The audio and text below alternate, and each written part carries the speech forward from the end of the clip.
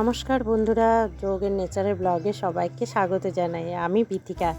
সকাল সকাল চলে এসেছি যোগা করতে ছাদের মধ্যে। নিচে এখন রোদ্দুরটা খুব একটা আসেনি, একদম সকালেই ছাদে এইখানটাতেই পাওয়া যায়, দরজা গোড়াটাতে খুব সুন্দর। আমি একদিকে তাটক করছি সূর্যের দিকে তাকিয়ে, আর একদিকে যোগা করছি। যোগা করা আমার কমপ্লিট হয়ে গেছে। নিচে চলে এসেছি রান্নাঘরে গরম এক গ্লাস জল খাবো। আর আজকে শুরু করেছি হার্বাল টি।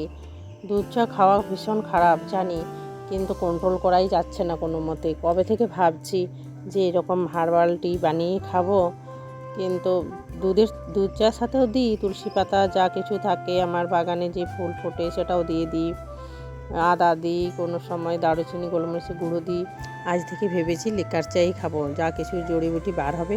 আমার বাগানের এই যে ফুল, গোলাপ ফুল থাকলে গোলাপ ফুল দিয়ে দিই, অপরাজিতা ফুল থাকলে, জবা ফুল ফুটলে, যা ফুল ফোটে একটা কি দুটো দিই। আর তার সাথে লিকার চা হলেও চা পাতাটা কম ব্যবহার করতে হবে। তার সাথে তো আদা থাকেই। দুধের সাথে চাটা নাকি খুবই বিষাক্ত ব্যাপার, কিন্তু তা সত্ত্বেও দেখুন কন্ট্রোল করতে পারছি না, সব কিছু জেনে শুনো। আর এইরকমভাবে লিকার চা খেতে না মনটা একদমই কীরকম খারাপ লাগে। আর এইগুলো আছে এলাচ, দারুচিনি, গোলমরিচের গুঁড়ো করা, ওটাই অল্প একটু দিলাম। খুব বেশি দেবেন না যাদের অ্যাসিডিটির ভাব আছে। আমার হাজব্যান্ডের তো একটু খেলে আবার অ্যাসিডিটি বেড়ে যায়, তাই খুব অল্প পরিমাণেই দেবেন। আদাটাও খুব কম দিতে হবে, তুলসী দিয়েছি। দুধ চা না খেয়ে যদি এরকম লিকার চা খাওয়া হয় না, চা পাতাটাও কম ব্যবহার হয়। তার সাথে আপনার দুধও ব্যবহার করতে হয় না খুব একটা। আর আমি দেখেছি সসপ্যানটা যেটাতে চা বানাবেন সেটাও খুব অপরিষ্কার, খুব কম হয় লিকার চা বানালে। তার মানে ভাবুন পেটটারও অবস্থা দুধ চা কতটাই খারাপ করে। দুধ চা বানালে দেখেছি খুব বাজে অবস্থা হয় থালা বাসনের। পেটের অবস্থাটাও ভাবুন একবার। আমরা তো পেটের অবস্থা না ভেবে খেয়েই যাই, কিন্তু কন্ট্রোল করাটাই হচ্ছে ভার। কি করব, দেখি কদিন খেতে পারি, তো ওটা দিনেই ভালো। আর এই চা খেলে বিস্কুটও খেতে হয় না খুব একটা, নাহলে তো আমার বেশি করে বিস্কুটই খাওয়া হয়ে যায়। চলুন আজকে আর দুপুরের কিছু ব্লগ দেবো না। রাত্রে আমার লাউ পিঠে তৈরি করা আছে, সেটাই একবারে দিচ্ছি। আজ রাত্রে লাউ পিঠে বানাচ্ছি, কারণ কাল সকালেই কাকাবাবু আসবেন। ওনার জন্য পিঠে রেখে দেবো, সকালের ব্রেকফাস্টটাও আমাদের হয়ে যাবে, আর ওনার জন্য রাখা হয়ে যাবে, মুড়ি খেতে হবে না। এইরকম আমাকে সকালে মুড়ি খেতে খুব একটা ইচ্ছে করে না। এরকম যদি পিঠে টিঠে থাকে তাহলে শীতের সকালটা একদম জমে যায়। লাউ সেদ্ধ করে দিয়েছিলাম দুপুরেই, তারপর সেই একটু হালকা গরম থাকতে থাকতে ওগুলোকে চটকে একদম প্লেন করে রেখে দিয়েছিলাম। তারপর ছেলের সাথে আবার পার্কে গিয়েছিলাম বিকেলে। তারপর সন্ধ্যের সময় এসে এই চালের গুঁড়ি করলাম, আর চালের গুঁড়ির সাথে লাউয়ের পেস্টটা মাখলাম ভালোভাবে। তার সাথে জিরে, লঙ্কা আর আদা একটু গরম করে নিয়েছিলাম, সেটাই দিয়েছিলাম আমি মাখাটার সাথে।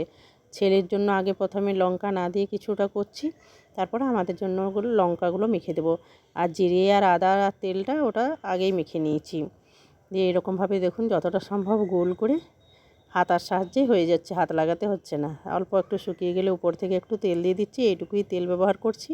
আর বেলার আগে একটু তেল দিচ্ছি, খুব বেশি তেলও দিতে হচ্ছে না।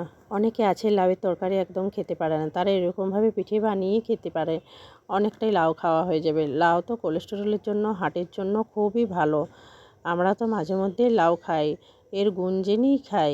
আর রান্নাটাও মোটামুটি ভালোই হয়, খুব একটা খারাপও হয় না। আর পিঠে শীতের সময় পিঠেটা খাওয়া হয়, গ্রীষ্মের সময় খাওয়া যায় না। কিন্তু এই পিঠেগুলো করতে অনেকটাই সময় লাগে, একদম সিমে গ্যাসটা রাখতে হয়। খুব একটু গ্যাসটা বাড়িয়ে দিলে কিন্তু পিঠেগুলো পুড়ে যাবার ভয় থাকে, কালো হয়ে যায়। আমাদের একদম কালো কোনো জিনিস খেতে চায় না। একটি একটি করে অনেকগুলো পিঠেই করলাম, এরপরে খেতে দিচ্ছি। পাতলা খেজুর গুড়ের সাথে খেতে খুব ভালো লাগে রাত্রে। তারপরে অল্প একটু মুড়ি খেয়ে নেব।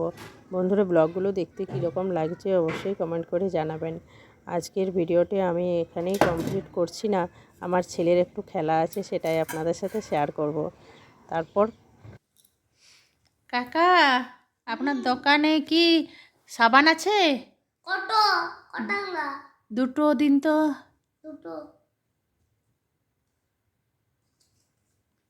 আমার হাতে দিন। কত লাগবে টাকা? 20 টাকা। এই নিন টাকা।